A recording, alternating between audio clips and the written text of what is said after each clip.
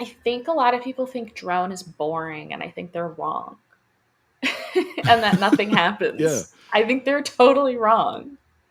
And on that point, I think a lot of people think drone is easy listening, but I actually think it's the hardest listening you can do. Like, because you have to be focused to really get something out of it and to hear the minutia that's happening in like a sound or just like a note. You really have to be focused in a way that like you don't have to be focused if you're just hearing a banger.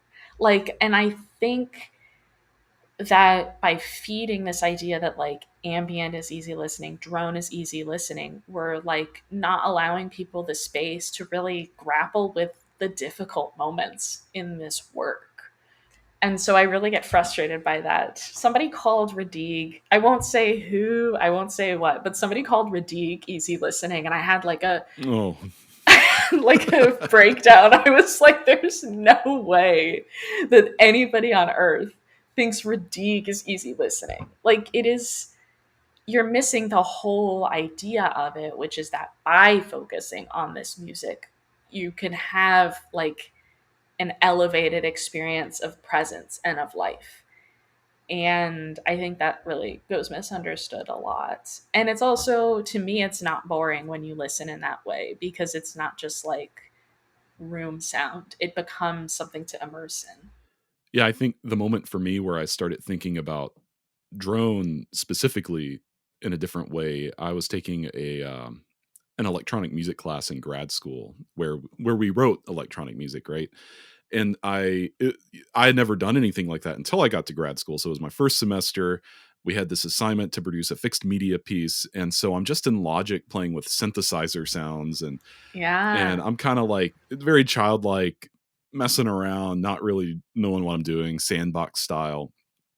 And my kind of go-to, I don't know if it's a crutch. It felt like a crutch, but I think it's actually a legitimate way of working. It was to just like produce a ton, like just hit record and record a ton of stuff, like 30 minutes worth of stuff. And I came into class the next day with this like 11-minute piece thing that I'd put together, and there was an extended drone sound in the middle. I was just like, I'm just gonna hold down the button and then like play around with the Yeah. modular synth stuff.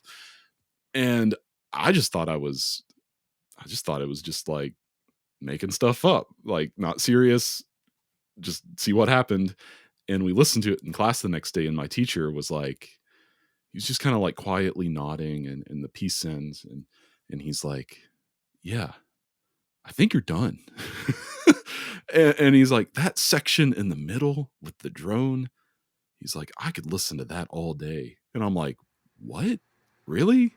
No way. And it, I guess like a lot of people on this podcast talk about getting permission to pursue stuff they want to pursue. And I think for me, that was a moment of getting permission to like, okay, I can make this music and I can make it this way and it's legitimate. And now, yeah, I think because of that simple act of like, yeah, this is good, from my teacher at the time, has enabled me to listen to that kind of music in a different way as well, not just make it. Yeah, and it's so true, getting permission, especially in the classical world where it feels like breaking a rule could end your life. Yeah. For real. Yeah. You're like, oh my gosh, like no wait, there's this whole universe to explore. Like there are all these avenues that I can still like check out, and it's okay.